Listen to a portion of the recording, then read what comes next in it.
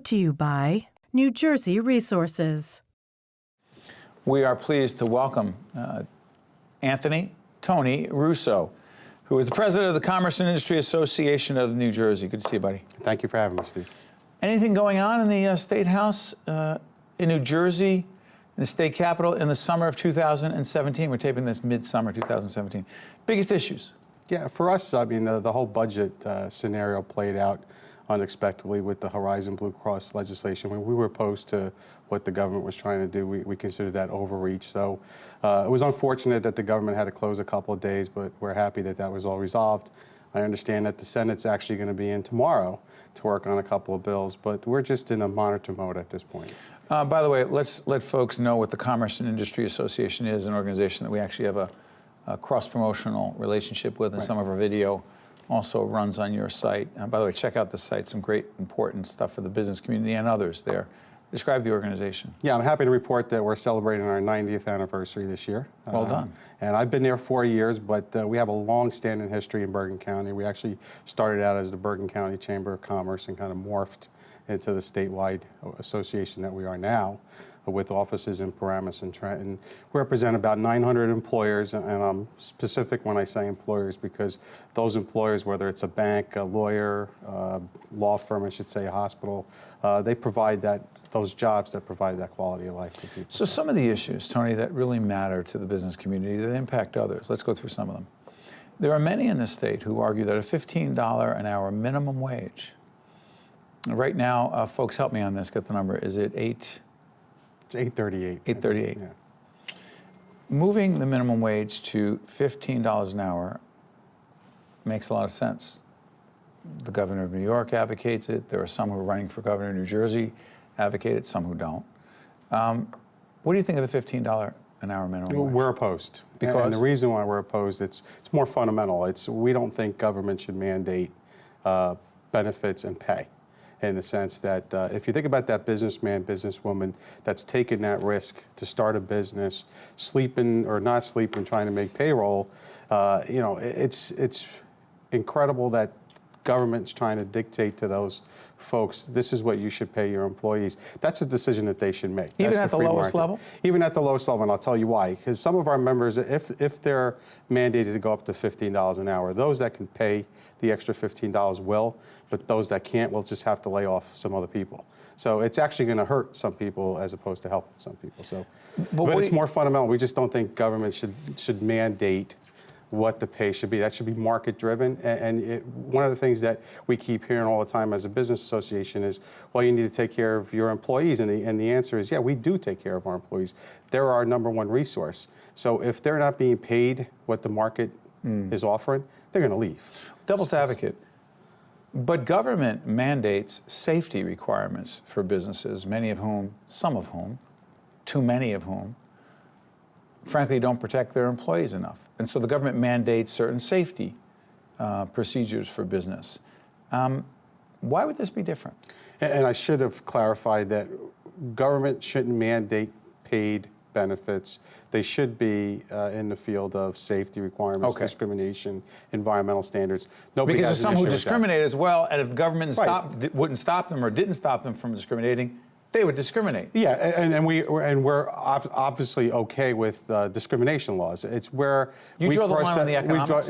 Absolutely, we draw the line when they're dictating to that businessman, businesswoman, how they should compensate their employees. I'm curious about this. Paid sick leave. What is it? The legislation that's floating out there requires like 5 paid sick days a year. The overwhelming majority of our members already offer what they call paid time off.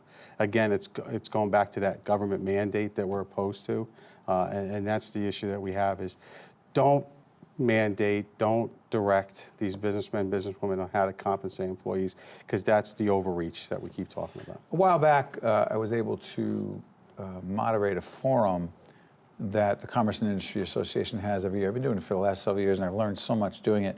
It's a forum with legislative leaders and others that you hold. It's a dinner. And Democrats, Republicans get together and have some pretty honest conversations about some challenging issues affecting the business community. When it comes to tax policy, one of the issues that was talked about is The idea of a quote-unquote millionaire's tax coming back in New Jersey to fund public schools, to help fund the pension crisis with public employees. Against it. You're against it? Absolutely. Any kind of tax like that, somebody has to take a step back and say, what are those millionaires going to do if they're going to be taxed? What are they going to do? They're going to move. And You're that's convinced of that, Tony? Absolutely. Absolutely. If they have that kind of ability to move to Florida and move out of state, they will to avoid that tax. So I think it's just short-sighted to think that if we impose a millionaire's tax, that money is going to be collected. I mean, we've heard from the state treasurer. We've also heard that some of our highest paid taxpayers actually moved out of state years ago, and we lost a lot of revenue because of that. So I think Trenton lawmakers need to appreciate that if they impose a tax like that, those folks that pay that tax will, if they can, they will move. We're taping this again in the summer of 2017. It'll air after this. What's at stake in the governor's race in New Jersey for the business community? Everything. I mean, one of the everything? things, everything in the sense that businesses don't like uncertainty. So now we're going to have a new Senate, potentially a new Assembly, and a new governor. Whether it's Kim Guadagno or Phil Murphy, there's always that uncertainty. What's going to change? Now, I know this governor is suffering a lot of bad press lately, but one of the things that's not disputable is the last 8 years, he never raised taxes in his budget. That's good for business. He increased the number of private sector jobs. That's important. And he's lowered the unemployment rate. So there's been consistency there. There's been a lot of regulations that have been reduced or eliminated. What happens now, and Kim Guadagno has been great for the 8 years that she's been in office as lieutenant governor. She's been a business champion of business. So she's predictable. The unpredictable one is really Phil Murphy. Nobody really knows, what he can or can't do because he hasn't been in the state. Well, respectfully, Tony, when we interviewed him on our sister program, State of Affairs, I asked him about the prospect of raising taxes on the wealthiest New Jerseyans, and he said, yeah, it has to be on the table. So it's not that unpredictable that he would want to do that. Yeah, he would want to do that. Whether or not he's going to do it, we hope that he would look at the data and say he can go ahead and pass that law. No, he can't pass it. Well, yeah, he can propose it. He could propose it. Do you think the legislature's inclined to go along with him? I'm sure that they will. I'm sure that they will. Really? Yeah, I think so. I mean, we have a Democratic-controlled legislature, right, in the Senate and Assembly. It looks like it's going to stay democratically controlled. So chances are that type of an issue, it will probably pass. Even though you're arguing, and some others argue this as well, that the wealthiest New Jerseyans that would leave and we need that revenue, yeah, you're look, saying it would still happen? The thing is, they could pass it, enact it, and then let's see what happens. They call it the April surprise all the time with the tax revenues. How much is going to come in, right? They could project revenues, and then what happens is the state treasurer in April and May goes before the Senate budget and Assembly budget committees, and he has to adjust his revenue projections. And a lot of times it's lower. Right, because people move, they do other things. So we just think that's really not the sustainable solution. Tony, before I let you out here, tell folks the publication comes out how often? Commerce Magazine comes out every month, and it goes out to about 40,000 people. How about the website? Website, we're just going to launch a new website next week. And it is? www.cianj.org. Just put it up there right now. Thank Tony, you, Steve. looking forward to a fascinating year in New Jersey politics. A new governor will be happening, and your organization will be engaged in the conversation. We look forward to more Thank you conversation. for inviting me. Thanks, Thank you, Tom. Steve.